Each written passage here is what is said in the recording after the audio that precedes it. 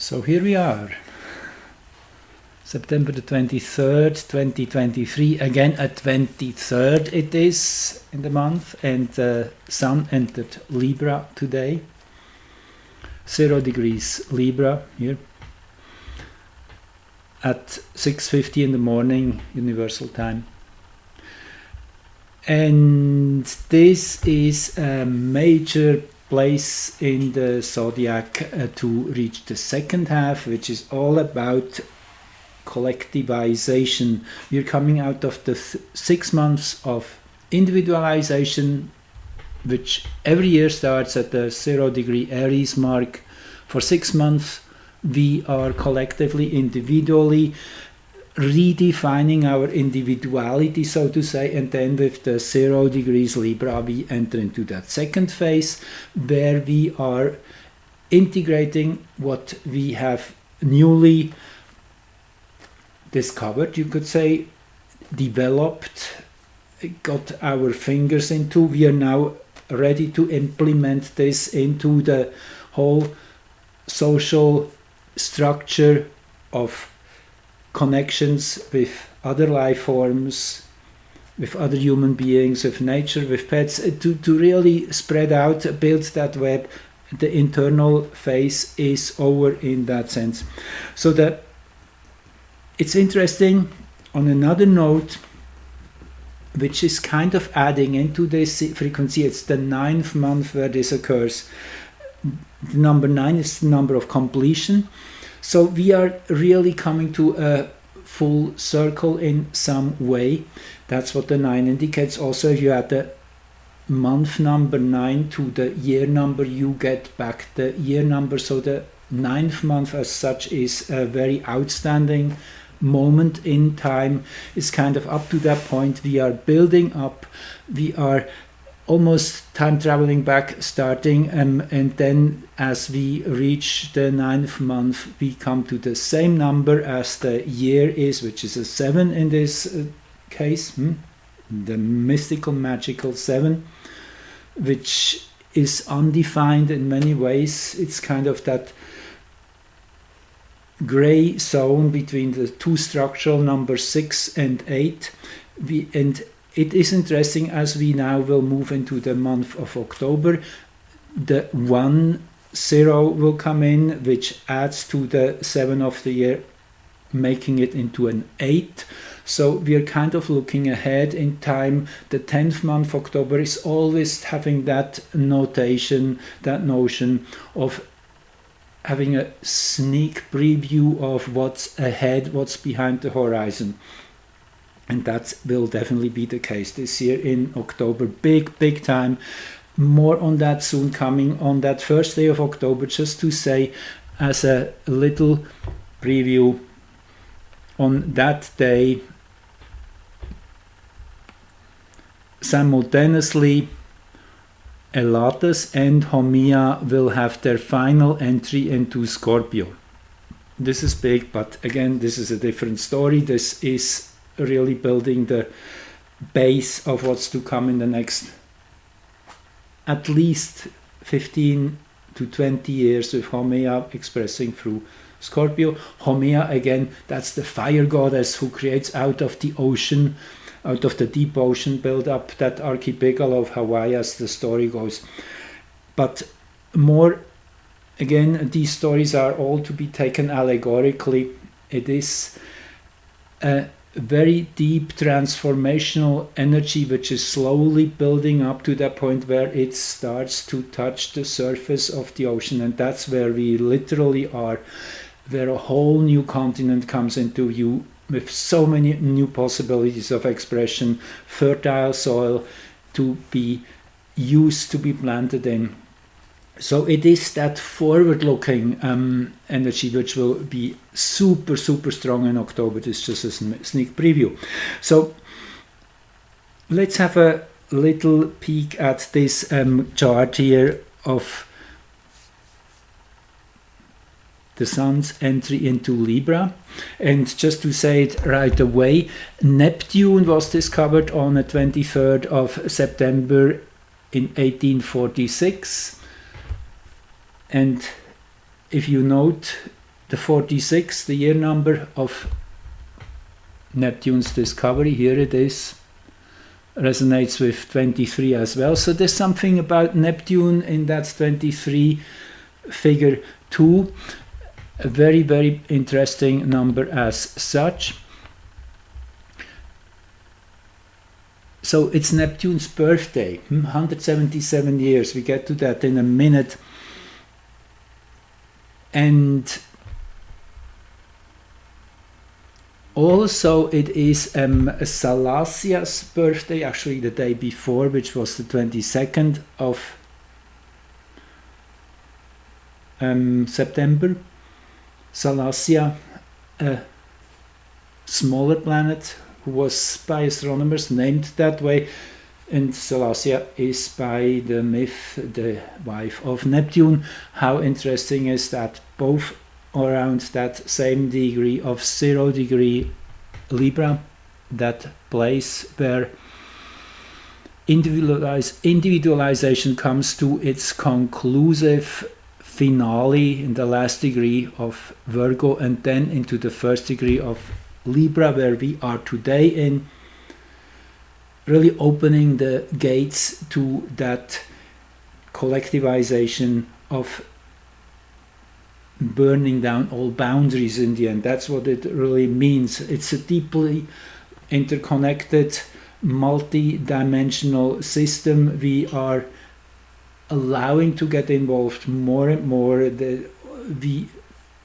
it's, let me say it that way, the main frequency will be heart frequency, heart-based, compassionate, empathic connection with all other beings. And then if you are in that space of radiance, of inner power, of holding yourself in the 4 quadrants of reality, as Jacqueline Hobbs, Oracle Girl, introduced us to, which is basically the 4 quadrants of astrology, which we have been using since ages. So anyway, it's in a long and short, it is the integration also of horizontal time with vertical time, and if we allow this vertical centering around the power column, then all the different timelines fall in place in sync with each other, and actually there's a time traveling portal open. It spirals you out into the future and back into the past, but it's always meeting here. It is literally the 4 quadrants of astrology. So that's why structure is so important, and this brings us to the moon here in Capricorn. Beautiful, powerful, wonderful gift this moon is for these next 6 months roughly of the collectivization process. Capricorn moon is all about structure, all about foundations and realism and knowing where the boundaries are for how far we can go with a certain approach. Very earthbound. Yes, the moon in Capricorn is Saturnian. In that sense, it's also ready to pull itself out of the picture into the secluded purity, crystallize in its inner feeling, a very much of a winter energy. So this is suiting to what's ahead here, at least in the northern hemisphere of this planet, where about 90% of the people live anyway. So yes, there is the other half of the earth, where the southern half, where always the seasons are opposite. That means they go now through spring in Australia and so, but only about 10% of people live down there, down under, as we say. North is always up. That's kind of a universal thing too. Anyway, the long story short, that moon in Capricorn is super powerful here, linked up with Pholus and Quaoar. That long-standing conjunction started in 2022 and will go into, you won't believe, into 2063. That's how long these 2 planets move within a few degrees of each other. So what is the theme of these two? Pholas is the one which finally says it's now time to do it.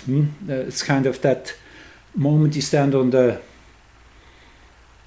board high above the water and you're still hesitant. Well, can I really do it from this whatever 30 feet board or higher, 50 feet? You're challenging yourself and you're standing up there and you're kind of, and then you go, then you jump. That's kind of the Pholas energy. It has that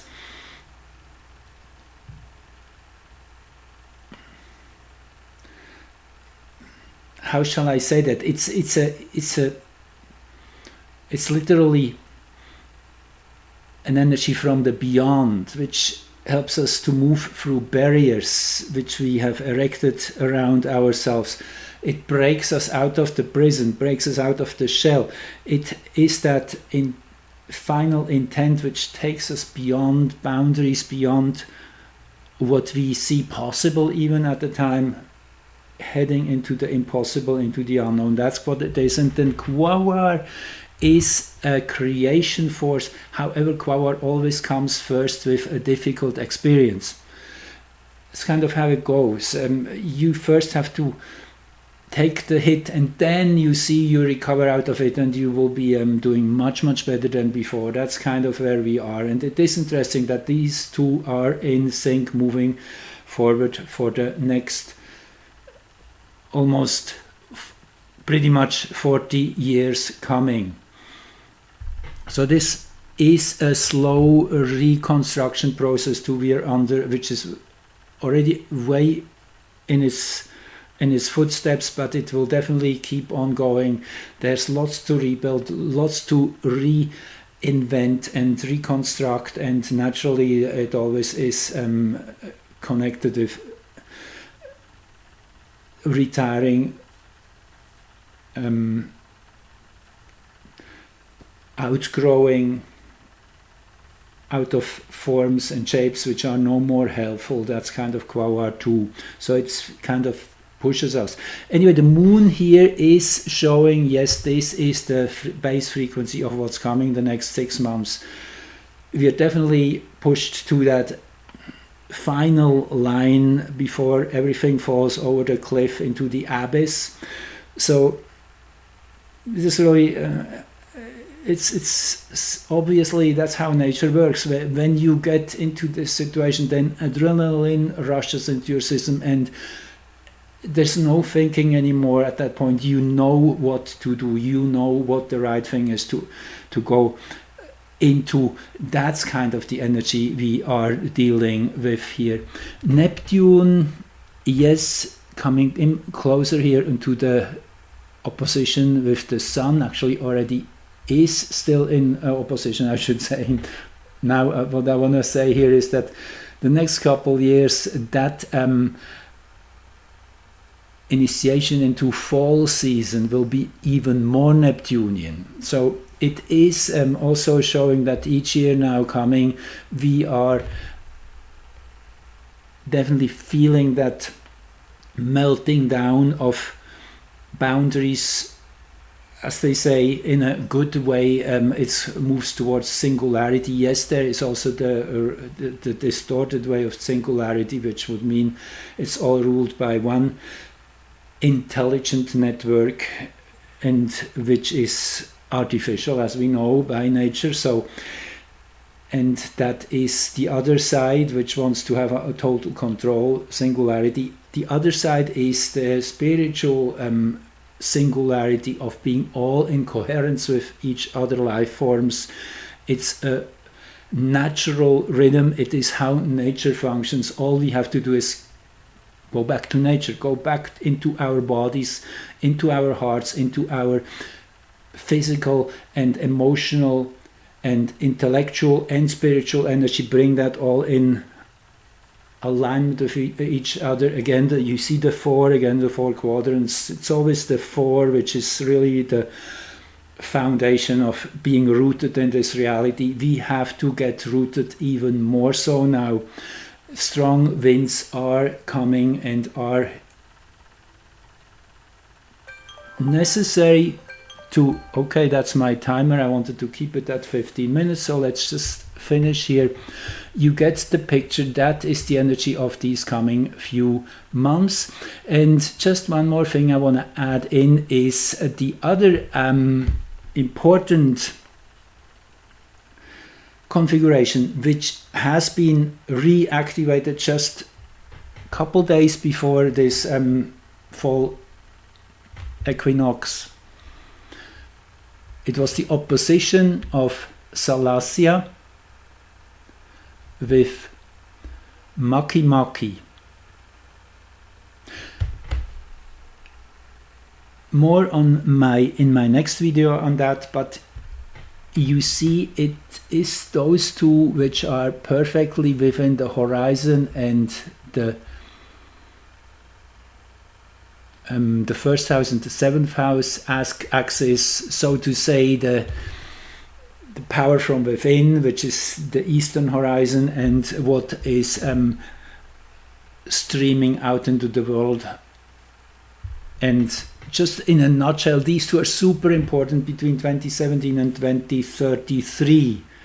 That is that window, and I guess pretty much everyone can here understand the meaning of 2017. That was really a breakthrough moment. That was when we got into this new energy, started building up a momentum which now has reached a force of avalanche, of a real